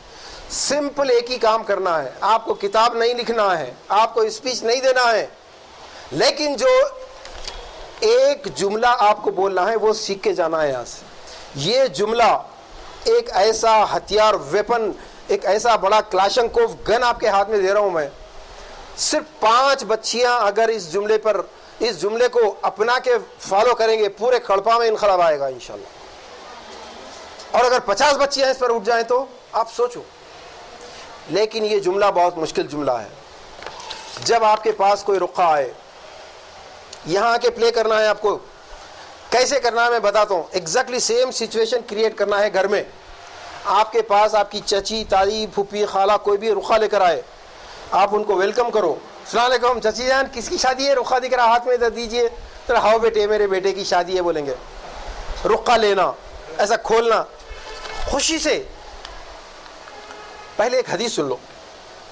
रसूलुल्लाह सल्लल्लाहु अलैहि वसल्लम ने फरमाया, किसी बस्ती पे अजाब नाजिल करने का हुक्म दिया अल्लाह ने, तो फरिश्तों ने कहा कि वहाँ तो एक बहुत अच्छा नेक मुसलमान रहता है, उसकी दाढ़ी है, उसकी टोपी है, वो 5 वक्त नमाज पढ़ता है, उसके घर की औरतें बड़ा ज़बरदस्त पर्दा करते, वो तो बहुत अच्छा मुसलमान है, उसके ऊपर सज़ा कैसे नाजिल करेंगे? अल्लाह ने कहा पहले उस पर अजाब उल्टो, पहले उसको पनिश करो। क्यों? कि जब कोई मुनकर देखता था, जब कोई बुराई को देखता था तो उसको गुस्सा नहीं आता था। ये गुस्सा पैदा करने की, दूसरी बातों में तो बहुत आता गुस्सा, मेरे अम्मा को कुछ नहीं बोल देना, बोल दे रही हूं मैं, इस पे तो बहुत गुस्सा आता। गुस्सा इस बात पे होना कि आपका भाई रिक्शा चलाने पे, टैक्सी चलाने पे मजबूर है, आपका भाई कर्जे लेने पे मजबूर है, गुस्सा नहीं आता। आपकी बहनें जल के मर रही हैं, आपको गुस्सा नहीं आता। क्यों गुस्सा नहीं आता? गुस्सा आना। तो अब आप ये रुखा आया, खुशी से चेहरे पे एकदम एक्साइटमेंट रहना, अरे किसकी शादी है? अच्छा बाकर भैया की है। फिर जब उसमें खाने का लिखा हुआ रहता है ना, आपने पूछना पड़ेगा उनसे, अरे इसमें खाना भी है? ऐसा चेहरा चेंज होना। वो हदीस याद रखो, अगर आपके चेहरे पे गुस्सा नहीं आया तो आपका ईमान खत्म, मुनाफिकत, हाइपोक्रेसी शुरू होती है वहां से। ऐसा चेहरा चेंज कर लेना, अरे इसमें खाना है। उनको ऐसा फील होना कि क्या हो गया इसको, अभी अच्छी बात कर रही थी ना इन्हें, ऐसा टोन चेंज होना। अगर आप चाहते हैं सिस्टम खत्म होना तो ये करो।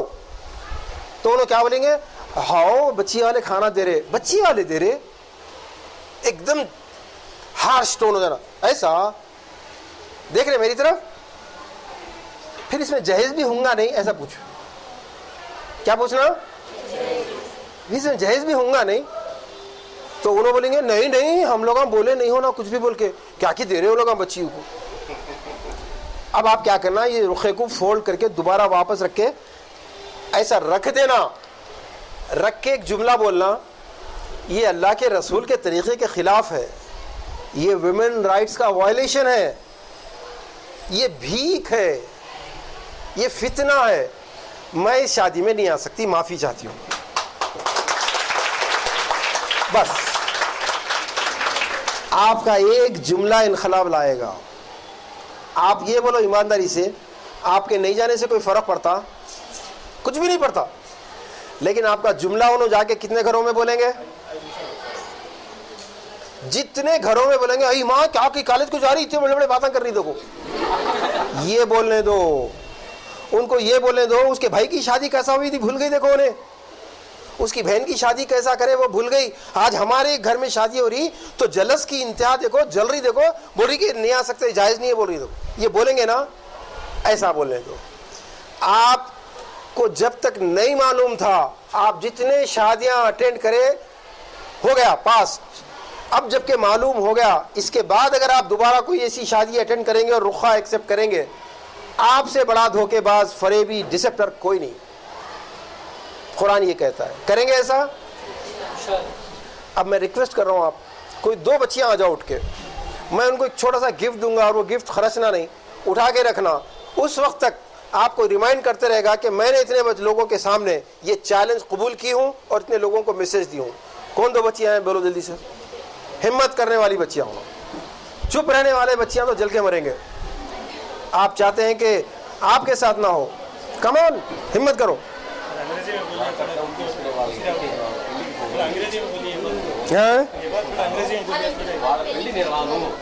आई वॉन्ट, शाबाश, get up. I want 2 girls to come here and play. शाबाश, ऐसा आ जाओ, इसको देख के आओ। इनके साथ कौन साथ देगा बोलो?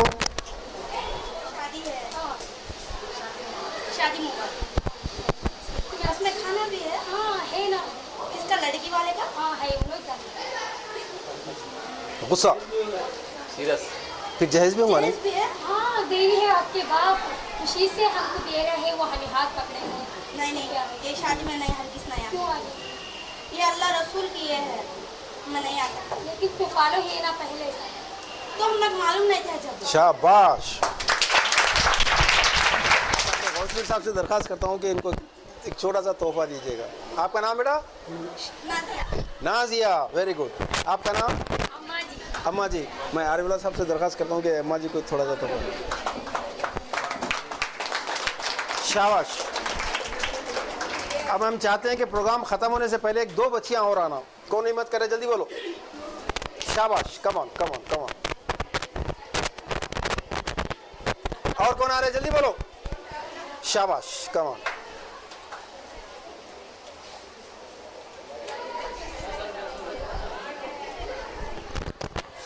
हाँ, रेडी बच्चों?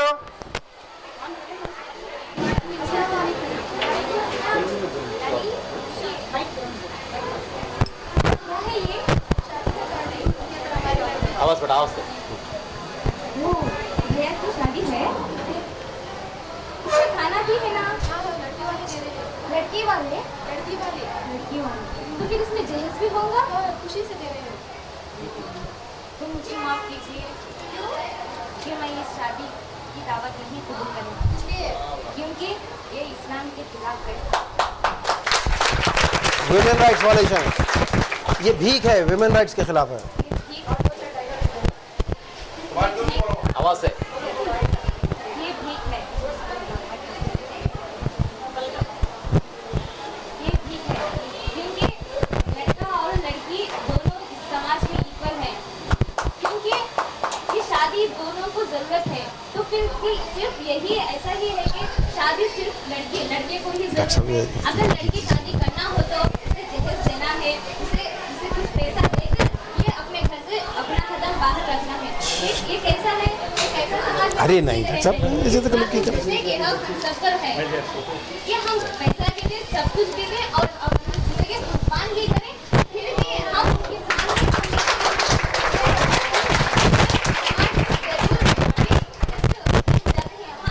उस शादी में हम खाना क्या भी नहीं खाएंगे, कई बार जस्ट क्या भी नहीं खाते तो दावत भी अच्छा नहीं चले कि क्या तो भी शादी है वो, कि इस तरह के बातें करती रहती हैं अक्सर से।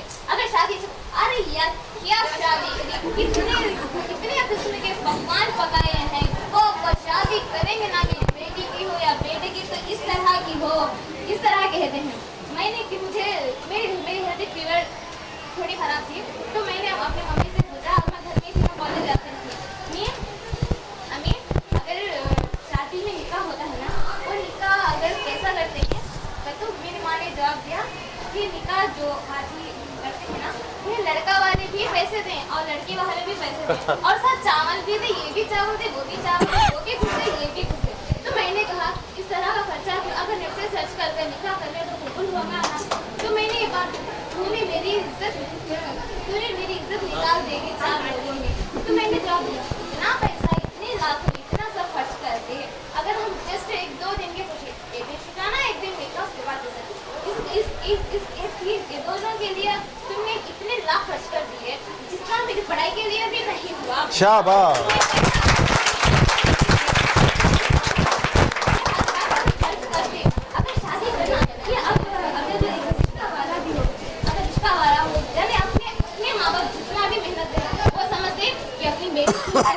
कि मेरी बेटी अच्छी रहे इसलिए हम जितना भी देने के लिए तैयार हैं।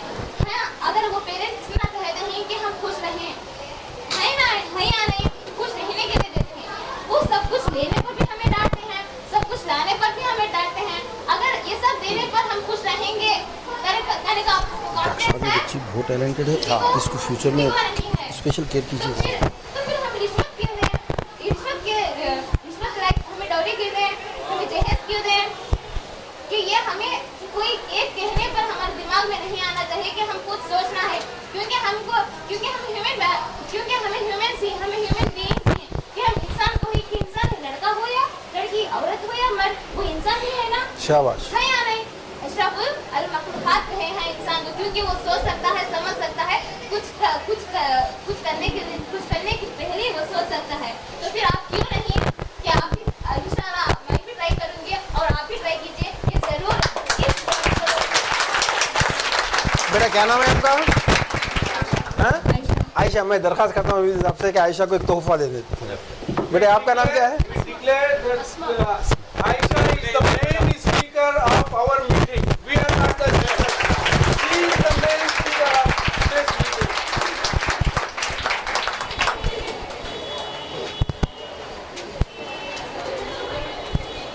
ये लो इधर मत रहने इधर आप संभाल के रखिए, खर्चा नहीं करें। तो साथ बोले और बात ये देखिए ये बात ठीक है। मैं खर्चा करने से कुछ नहीं होता, लेकिन ये साथ यादाश्त क्या हम क्या करते हैं। मैं डॉक्टर मैं कर दूँ अभी कर दूँ, मैं जाने से पहले मैं डॉक्टर महबूब साहब से दरख्वास्त करता हूँ कि महबूब पीर साहब से दरख्वास्त करता हूँ कि बैठ जाओ आयशा बैठ जाओ।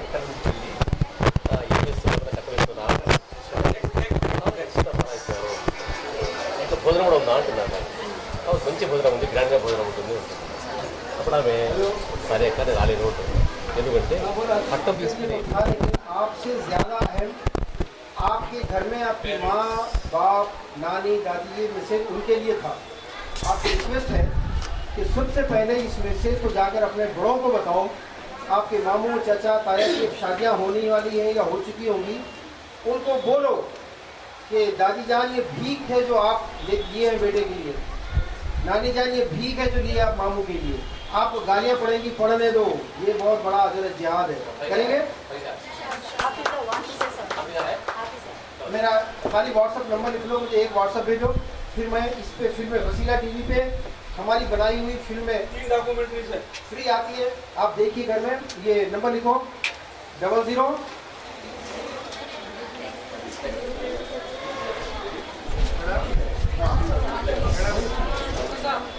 लिख ले 00966 00966 504 627 452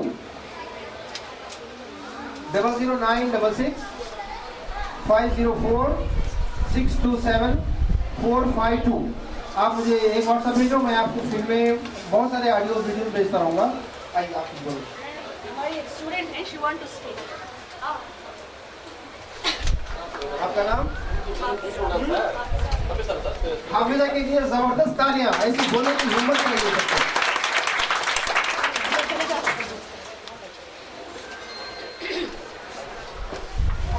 सदर, प्रिंसिपल साहिबा, मेहमान खुसूसी और मेरे प्यारी बहनों, अस्सलाम वालेकुम वरहमतुल्लाहि वबरकातुहू। मैं सबसे पहले अपने सदर साहब का अपने तहे दिल से शुक्रिया अदा करना ज़रूरी समझती हूँ कि जिन्होंने मुझे आज यहाँ कुछ कहने का मौका दिया। मेरी प्यारी बहनों, ये जहेज ऐसा मसला है, इसकी आग आज इतनी लगी है कि गरीबों के घर तबाह व बर्बाद हो रहे हैं। मेरी बहनों, जहेज देना ही सिर्फ गुनाह नहीं, जहेज लेना ही सिर्फ गुनाह नहीं, देना भी गुनाह है। आज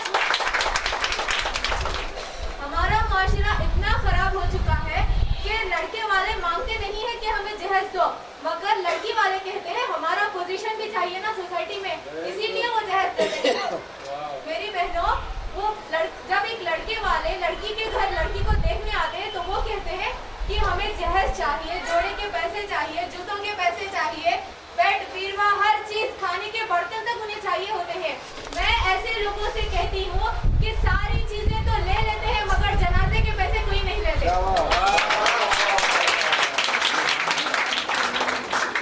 मेरी बहनों, ये शादी अल्लाह और उसके रसूल के कानून के खिलाफ है।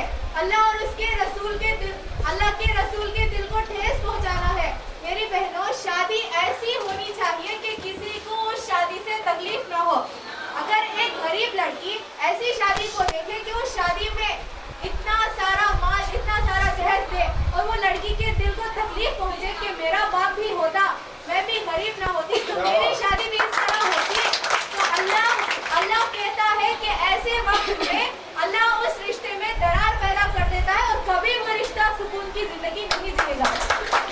मेरी बहनों, अल्लाह के रसूल को ठेस पहुंचाकर, अल्लाह के रसूल के खिलाफ जाकर हम कहाँ तक जी पाएंगे? इसीलिए हमें सबसे पहले आवाज उठानी चाहिए। हमारी लड़ाई है मेरी बहनों। अगर हम कहेंगे कि हम जहेज नहीं देंगे तो हमें कौन फोर्स कर पाएगा? बताइए आप। एक दो करेंगे, एक रिश्ता जाएगा, दो जाएगा, तीन जाएंगे, चार जाएंगे। शादी तो ऐसे ही नहीं बैठेंगे ना हम लोग घर में। रसूलुल्लाह सल्लल्लाहु अलैहि वसल्लम का जमाना वो था कि औरत बेवा होती थी, बेवा होने की इद्दत गुजरने के बाद ही औरत को रिश्ता आ जाता था। मगर आज का जमाना ऐसा है कि कुंवारी लड़कियां ही घर में बैठी हैं।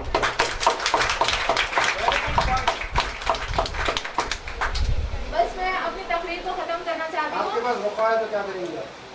नहीं चाहते सर हम लोग ऐसी शादी में। वो नहीं जाते नहीं। आप रुखा लाने वाले को ह्यूमिलिएट करेंगे या नहीं? बोलते सर, हम लोग बोल देते हैं उनको, हम लोग शादी में नहीं आते ऐसे। शाबाश। मैं आपको बताऊँ कि हाफिजा बेगम को ये तोहफा दी, इतनी शानदार। ये हिम्मत अगर 5 बच्चियों में आ गई ना, पर्दा में निकला आएगा।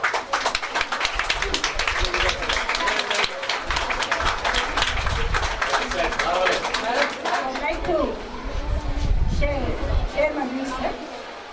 Actually, she is my talented sister, not mine. Our talented girl, sir, Hafiza. She is a remarkable speaker.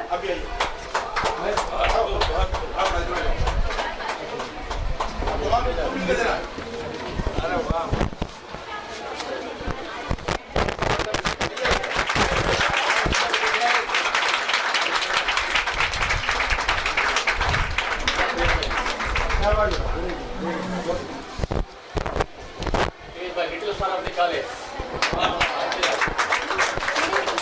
जो बच्चे हिस्सा लिए जरा वो ठहरना, में से लेके जाना। सारे बच्चों को मेरा काम भी होगा, जाते में लेते जाना, जरा ठहर के जाना जी।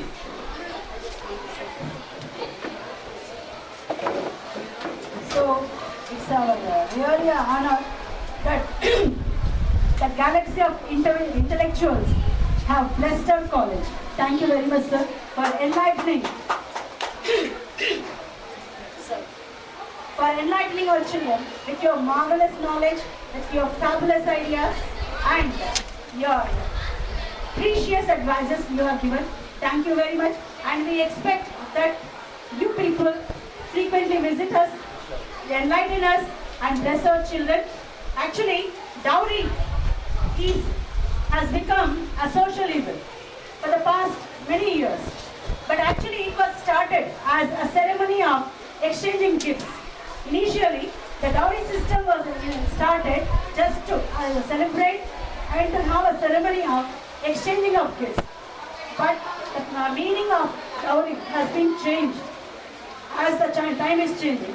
But I thank from the depth of my heart as a representative for the women community, sir, for initiating, for coming forward to take the step, daring step, for motivating the girl community and coming forward and spending your precious time with us.